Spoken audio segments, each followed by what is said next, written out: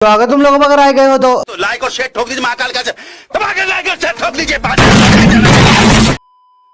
तो देखो, मुझे पता है एक हफ्ते बाद वीडियो आ रही है। अब उसका रीजन ये है भैया, क्योंकि हमारे भी एग्जाम शुरू होने वाले अप्रैल में। पूरे साल मैंने घंटा पढ़ाई नहीं की है, तो अब थोड़ी पढ़ाई करनी पड़ेगी। तो हो सकता है एक हफ्ते में तुम्हें एक ही वीडियो देखने को मिले, तो यार थोड़ा एडजस्ट कर लो यार। कुछ महीनों की तो बात है, बाकी एक हफ्ते में पूरी कोशिश रहेगी कि इस चैनल पे एक वीडियो तो आ जाए। और वीडियो स्टार्ट करने से पहले एक छोटी सी बात और कि भैया मेरे को इंस्टाग्राम नामक प्लेटफॉर्म पे तुम फॉलो कर लो यार। तुम गोरी गोरी लड़कियों को बिना सोचे समझे फॉलो कर लेते हो, पता नहीं तुम्हें क्या मिलेगा उनसे। भैया कुछ नहीं मिलेगा, बार बार बोल चुका हूँ। मेरे को फॉलो करोगे तो भैया बहुत फायदे में रहोगे, बढ़िया बढ़िया कंटेंट तुम्हें देखने को मिलेगा। और इंस्टाग्राम पे बहुत सी बकचोदी चलती रहती है यार, बहुत सी मजेदार एक्टिविटीज, लेटेस्ट अपडेट, वीडियो से रिलेटेड टॉपिक्स सब तुम्हें वहां पे मिल जाएगा। तो यार फॉलो करो। और वीडियो के थंबनेल और टाइटल से तो अंदाजा तुम्हें लग ही गया होगा कि आज की हमारी वर्सेस बैटल किन किन एपिक और ओपी कैरेक्टर्स के बीच होने वाली है। तो अब बिना किसी देरी के बढ़ते powers, abilities and weakness of Kratos की तरफ।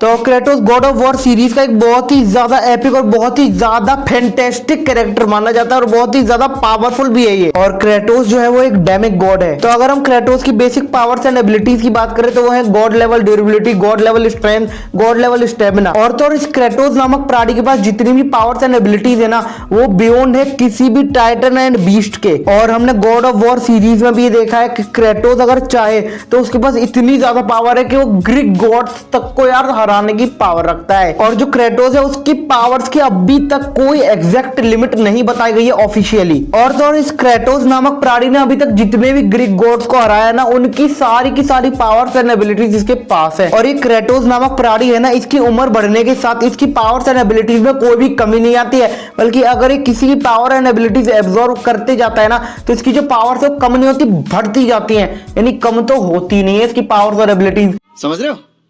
समझ रहे हो?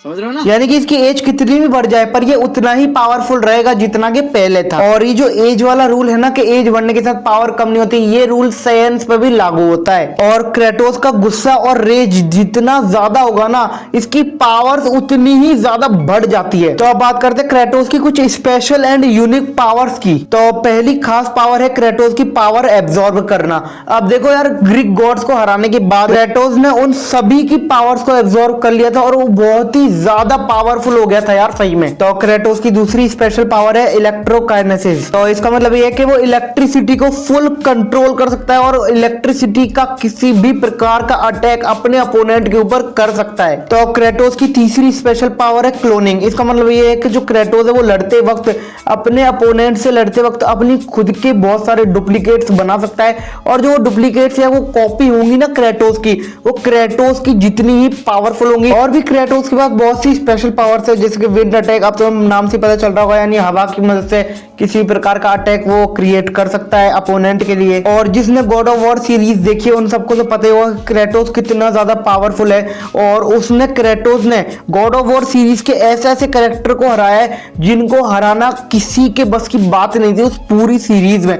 और तो और खुद गॉड्स को भी हराया यार। तो इस बात से तुम अंदाजा लगा ही पा रहे होगे कि क्रेटोस छोटा मोटा खिलाड़ी नहीं है। अब अगर बात करें क्रेटोस की वीकनेस की, तो देखो यार इसकी वीकनेस ये है कि जैसे कि जो मैजिकल अटैक्स होते हैं, जो इल्यूजन होते हैं ना, जो कि ब्रह्म अटैक्स, जिनको हम देख और मतलब टच नहीं कर सकते फिजिकली, ठीक है, तो ये क्रेटोस के लिए मतलब थोड़ी कमजोरी की बात है, क्योंकि यार इनको वो झेल नहीं पाता। और ऐसे अटैक्स को मतलब जो क्रेटोस है ना, वो फिजिकली अटैक्स को तो बहुत आसानी से डिफीट कर सकता है, पर इल्यूजन और मैजिक को नहीं। तो बढ़ते हैं ओमनी गॉड गोकू की पावर्स, एबिलिटीज एंड वीकनेस की तरफ। और एक बात मैं तुम्हें पहले ही बता दूं कि यहाँ पे जो मैं ओमनी सुपर सैयन ले रहा हूँ वो विदाउट लिमिटर, यानी जिस पे लिमिटर है ही नहीं, वो वाला ओमनी सुपर सैयन ले रहा हूं मैं, ठीक है। तो अगर जो गोकू है इसकी कुछ पावर्स और एबिलिटीज की बात करें इस फॉर्म के अंदर, तो वो है super human strength, super human speed, super human durability. और एक और बात बता दूं मैं तुम लोगों को कि ये जो गोकू की फॉर्म है ओमनी सुपर सैयन, ये कोई छोटी मोटी फॉर्म मत समझ लेना इसको तुम लोग, ये एक गॉड लेवल की फॉर्म है। तो भैया इस फॉर्म को पाने के बाद गोकू या जिस बंदे ने भी ये फॉर्म पा ली है वो बीरस जैसे गॉड ऑफ डिस्ट्रक्शन को भी टक्कर दे सकता है। और भैया जिसने भी एनिमे वॉर सीरीज देखी है वो समझ ही गए होंगे, उनको बता बताने की जरूरत मुझे है नहीं कि ये फॉर्म क्या क्या नहीं कर सकती। मतलब यार बंदे को बहुत ज्यादा पोटेंशियल और बहुत ज्यादा पावर तो देती ही है। और मान लो कोई बंदा है, अब वो मर गया, हाँ मैं सीधा बोल रहा हूँ, वो मर गया, घायल नहीं हो, मर गया, तो इस फॉर्म की मदद से जिस बंदे के पास ये फॉर्म है वो बंदा दूसरे मरे हुए बंदे को जिंदा भी कर सकता है। जैसे कि हमने देखा था एनिमे वॉर एपिसोड में जब गोकू ने वेजिटा को जिंदा किया था, पर वो तो लिमिटर के साथ किया था। और हाँ, अगर लिमिटर हटा दिया जाए तो इसकी पावर की जो लिमिट है वो मुझे अंदाजा तो नहीं है, पर हाँ ये टाइम स्पेस और रियलिटी को भी अगर चेंज कर सकता है वो बंदा जिसने लिमिटर को पूरी तरह हटा दिया इस फॉर्म में से। तो अब बात करते कॉस्मिक आर्मर सुपरमैन के बारे में। तो इस प्राणी की बेसिक पावर्स और एबिलिटीज है super human strength, super human speed, super human durability. तो जो कॉस्मिक आर्मर सुपरमैन है वो एक रोबोट है जिसको मॉनिटर्स के द्वारा बनाया गया था। और इस रोबोट को इसलिए बनाया गया था ताकि मल्टीवर्स को बड़े से बड़े खतरे से बचा सके। और जो कॉस्मिक आर्मर सुपरमैन है उसके पास सुपरमैन और अल्ट्रामैन दोनों की मेमोरीज, पावर्स एंड एबिलिटीज है। और भैया मुझे भी आज तक ये पता नहीं चला कि ये प्राणी कौन सी चक्की का आटा खाता है या कौन सी चक्की का तेल इसमें डाला जाता है, क्योंकि रोबोट है। अब मैं ऐसा इसलिए कह रहा हूँ क्योंकि इस बंदे के दिमाग में मल्टीवर्स की पूरी हिस्ट्री का रिकॉर्ड है। फ्यूचर में क्या होने वाला है इसकी पॉसिबिलिटी और प्रोबेबिलिटी का अंदाजा ये पहले से ही लगा लेता है। और इसकी ऐसी ही कुछ पावर्स और एबिलिटीज की वजह से इसको थॉट रोबोट के नाम से भी जाना जाता है। और ये जो कॉस्मिक आर्मर सुपरमैन है ये फोर्थ डायमेंशन की चीजों को भी एनालाइज कर लेता है, यानी इसके ऊपर मल्टीवर्स का कोई भी नेचुरल लॉ अप्लाई नहीं होता है। और इसी रीजन की वजह से कॉस्मिक आर्मर सुपरमैन को बियॉन्ड मल्टीवर्स लेवल का बंदा भी कहा जाता है। और इसकी जो पावर्स और एबिलिटीज है उसका अंदाजा लगाना इसलिए भी मुश्किल हो जाता है क्योंकि इसकी अपीयरेंस हमें एक या दो बार ही देखने को मिली है। और ये ओमनीसेंट भी है, इसका मतलब इसको मल्टीवर्स में हो रही हर एक एक्टिविटी का पता है और सिचुएशन के हिसाब से ये अपने आप को अडॉप्ट भी कर लेता है। मतलब अगर मान लो ऐसी कोई सिचुएशन आ गई जिसके पास उसको हैंडल करने के लिए इसके पास वो पावर नहीं है, तो अगर ये सिर्फ उस पावर के बारे में सोचेगा तो उसके पास वो पावर भी आ जाएगी। मतलब इसके सोचने मात्र से ही इसके पास कोई सी भी पावर्स आ सकती है। तो अब अगर हम बात करें कॉस्मिक आर्मर सुपरमैन की वीकनेस के बारे में, तो मैंने इंटरनेट पे बहुत ज्यादा सर्च किया, फिर भी मेरे को इसकी कोई वीकनेस मिली नहीं।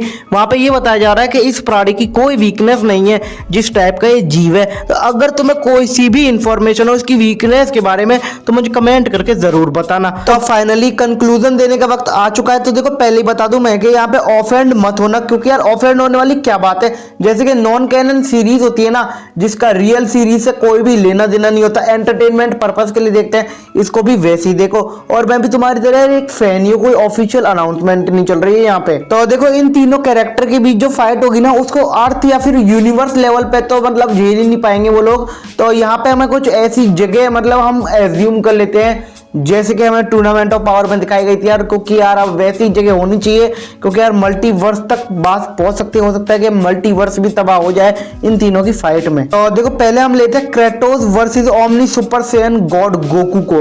तो यहाँ पे जो ज्यादा चांस बन रहे हैं ना वो ओमनी सुपर सैयन गोकू के जीतने के बन रहे हैं। उसका रीजन ये है क्योंकि यार देखो कामयामिया हो गया और बहुत सारे की ब्लास्ट अटैक्स हो गए, और यही जो क्रेटोस की सबसे ज्यादा बड़ी कमजोरी है कि वो ऐसी मैजिकल टाइप अटैक्स को झेल नहीं पाता, और क्योंकि वो इंटेंजिबल होते हैं, वो छू और देख नहीं सकता। और ऊपर से जो गोकू की ओमनी सुपर सैयन फॉर्म है वो फुल्ली अनलॉक्ड है, जिसका मतलब ये है कि उसकी पावर्स की भी कोई लिमिट नहीं है यार। और क्रेटोस तो मतलब यहाँ पे ज्यादा चांस जो बन रहे हैं वो ओमनी सुपर सैयन गोकू के जीतने के बन रहे हैं क्रेटोस के मामले में। और यार वापस से बता रहा हूँ ये सिर्फ मेरा ओपिनियन है, कोई भी ऑफिशियल अनाउंसमेंट नहीं चल रहे। तो ऑफलाइन होने वाली क्या बात है यार, नॉन कैनन सीरीज की तरह एंटरटेनमेंट पर्पस के लिए देखो इसको सिर्फ। तो अब हमारे पास बचते हैं omni super Saiyan Goku versus cosmic armour Superman. तो अब मैं बताता हूँ कि इन दोनों में से ज्यादा चांस जीतने के किसके हैं। तो यहाँ पे देखो दो पॉसिबिलिटीज बन रही हैं कि जो गोकू है ना अपना, वो अपनी पूरी अनलिमिटेड पावर लगा दे और कॉस्मिक आर्मर सुपरमैन को किसी भी तरीके से हरा दे बस। और गोकू चाहे कितनी ही पावर लगा सकता है क्योंकि उसके पास अनलिमिटेड पावर है, क्योंकि उसकी बॉडी पर एक भी लिमिटर नहीं है। और दूसरी पॉसिबिलिटी ये बन रही है कि कॉस्मिक आर्मर सुपरमैन अपना दिमाग यूज करे और ऐसी किसी पावर के बारे में सोचे जो गोकू को 1 से 2 मिनट के अंदर ही ढेर कर दे, क्योंकि उसके पास जो कॉस्मिक आर्मर सुपरमैन है उसके पास ये पावर है कि वो जिस पावर के बारे में भी सोचता है वो उसके पास आ जाती है। तो ये 2 पॉसिबिलिटी है, तो मैंने अपनी दोनों पॉसिबिलिटीज यहाँ पे तुम्हें बता दी हैं।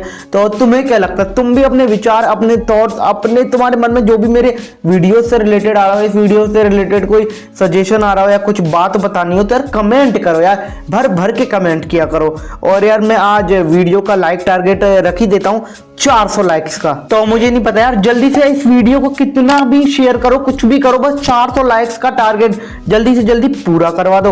और अगर नए हो तो चैनल को सब्सक्राइब करके बेल आइकन को प्रेस कर दो, उसका पैसा थोड़ी लगता है। तो ठीक है, मैं भी जा रहा हूँ, मिलते हैं नेक्स्ट वीडियो में बहुत ही जल्दी, बाय।